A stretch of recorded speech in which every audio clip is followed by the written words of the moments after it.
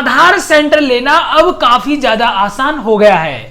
अगर आप भी सीएससी कॉमन सर्विस सेंटर चलाते हैं तो आप आसानी से सीएससी यूसीएल आधार सेंटर ले सकते हैं और आधार करेक्शन का काम कर सकते हैं।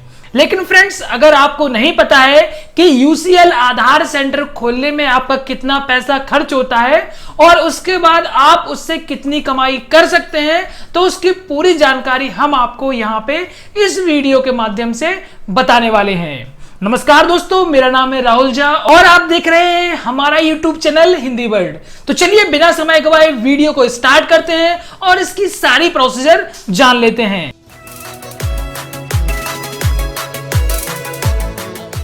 शुरू करने से पहले अगर आपने इस वीडियो को अभी तक लाइक और शेयर नहीं किया है तो लाइक भी कर दीजिए और शेयर भी कर दीजिए, और साथ ही साथ अगर आपने इस चैनल को सब्सक्राइब नहीं किया है तो इस तरीके की वीडियो देखने के लिए इस हिंदी वर्ड चैनल को सब्सक्राइब करना बिल्कुल मत भूलिए। और दोस्तों, साथ ही साथ अगर आपने बेल के आइकन को नहीं दबाया है तो बेल के आइकन को भी दबा लीजिए, इससे क्या आने वाले सभी वीडियो के नोटिफिकेशन आपको मिलते रहे। सो फ्रेंड, जैसे कि आपको पता है कि सीएससी की तरफ से अभी नई ट्विटर अपडेट में बताया गया है कि 1200 आधार अपडेशन सेंटर जो है सीएससी की तरफ से खुलवाए जा चुके हैं। जो 1200 यूसीएल है वो स्टार्ट किए जा चुके हैं। लेकिन फ्रेंड्स, बहुत से लोगों ने सीएससी सेंटर के लिए पैसा इन्वेस्ट कर दिया है, अब उनका काम नहीं चल रहा है तो वो इसके लिए परेशान हो रहे हैं। सो फ्रेंड्स, मैं यहाँ पे कंप्लीटली वो जानकारी देने वाला हूं कि कितना पैसा आपका इन्वेस्ट होता है और कितनी आपकी कमाई होती है।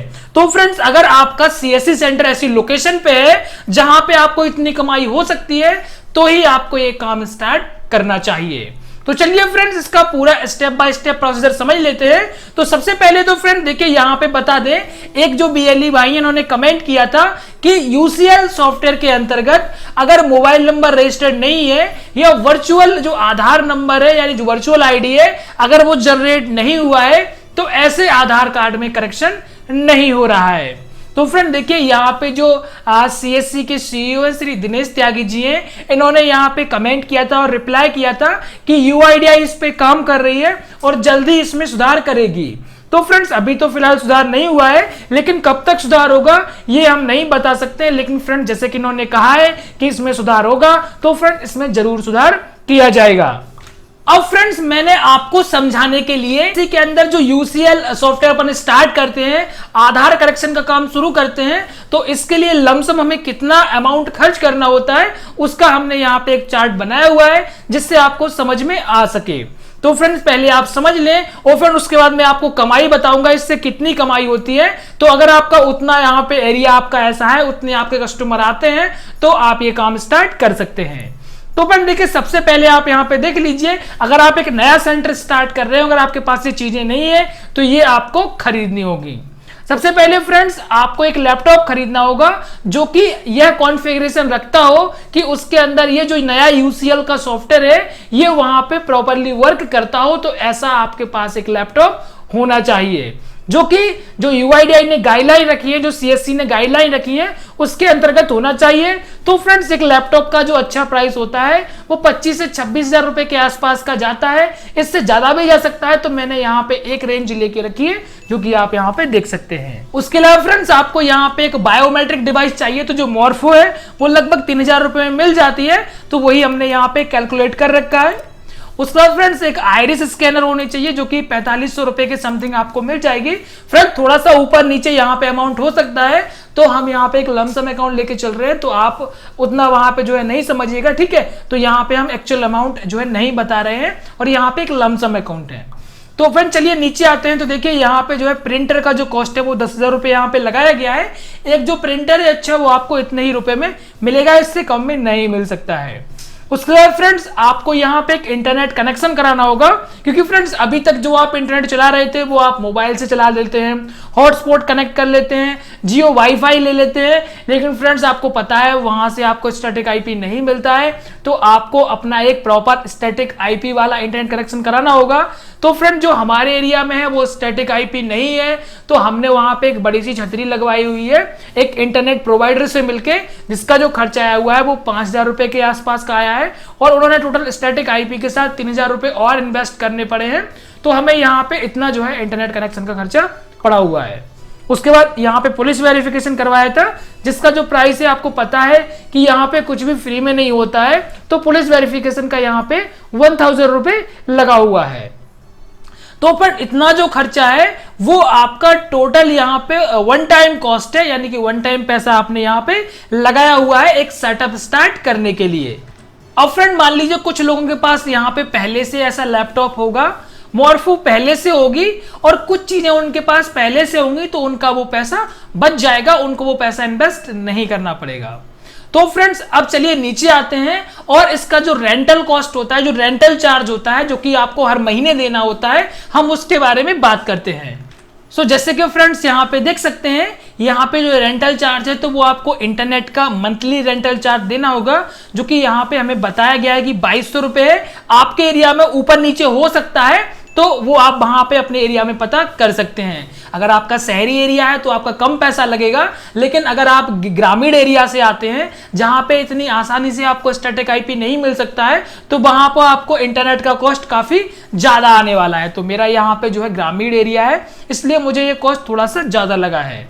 उसके बाद फ्रेंड्स आपको इलेक्ट्रिसिटी का जो बिल है वो भरना पड़ता है, जो लाइट का बिल है वो देना पड़ता है। तो ये हमारे यहाँ पे लमसम 1000 रुपीज आता है, तो ये आपको पे करना होगा।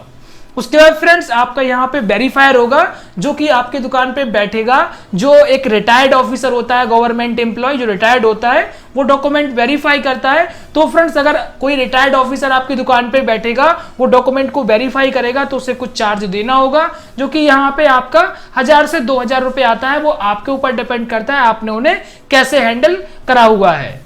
उसके बाद फ्रेंड्स यहाँ पे देखिए, अगर आपकी शॉप रेंट की है तो आपको यहाँ पे रेंटल चार्ज देना होता है। और फ्रेंड्स आपको पता है जो आपकी इंक होती है, जो पेपर आपका कॉस्ट होता है, तो वो आपको चार्ज यहाँ पे देना होता है। तो फ्रेंड्स इसका हमने यहाँ पे लगभग 600 रुपए जोड़ा हुआ है 100 पेपर का। अगर आप कलर प्रिंट करते हैं तो इतना आपको कॉस्ट देना होता है, आपका थोड़ा ऊपर नीचे हो सकता है।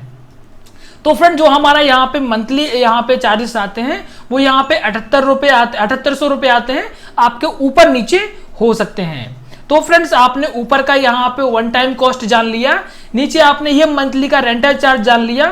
फ्रेंड्स ये आपका लगना ही लगना है। अगर आप शॉप रेंट को घटा देते हैं, अगर आप शॉप कोई और दुकान चलाते हैं, आपका शॉप रेंट नहीं लगता है, तो फिर भी फ्रेंड्स इसमें से आपका 2000 रुपए कम हो जाएगा।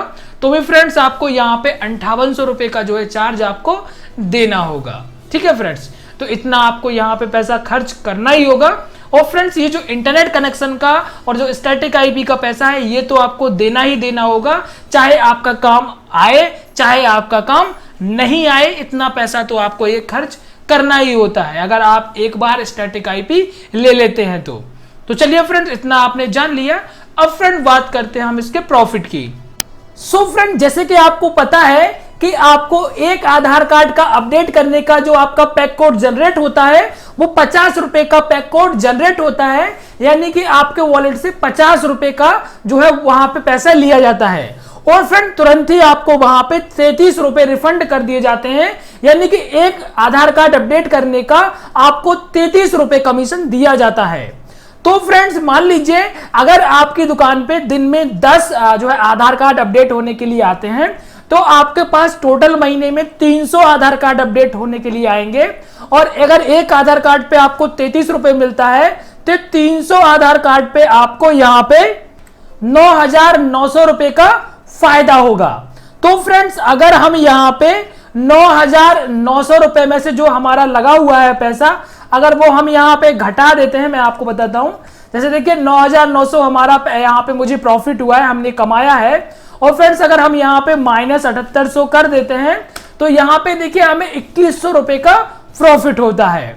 तो फ्रेंड्स अगर आपके जो है 10 आधार कार्ड पर डे बनते रहते हैं, तो आपको 2100 रुपए का महीने में फायदा हो सकता है।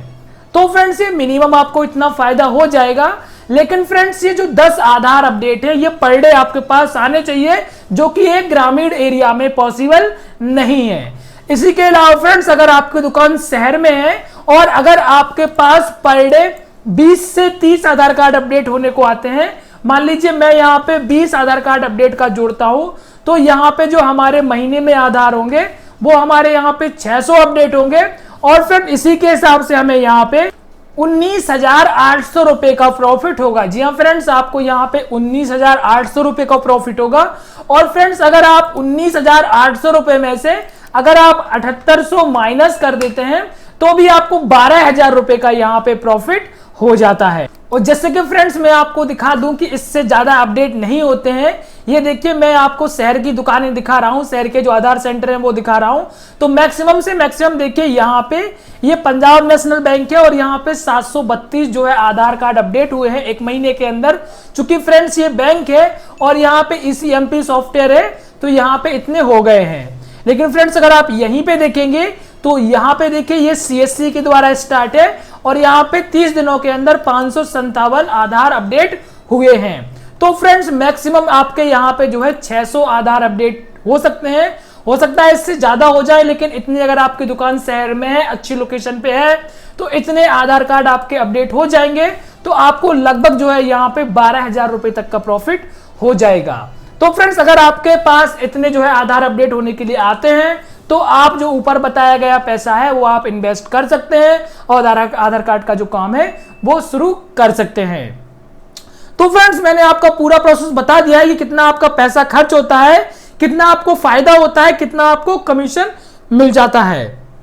अब फ्रेंड्स अगर आप जानना चाहते हैं पूरा प्रोसीजर, पहली बात तो फ्रेंड्स मैंने पहले ही इसके ऊपर वीडियो बना दिया है कि आपको आधार सेंटर लेना कैसे है। और फ्रेंड फिर भी आप इसके बारे में एक और विस्तार से वीडियो जानना चाहते हैं तो नीचे कमेंट बॉक्स में आपको लिखना है कि आपको आधार सेंटर के बारे में जानना है नया सेंटर लेने के लिए, तो मैं उसके ऊपर तुरंत ही एक और पूरा प्रोसेस का वीडियो बना दूंगा। सो फ्रेंड्स उम्मीद करते हैं आपको ये जानकारी पसंद आई होगी।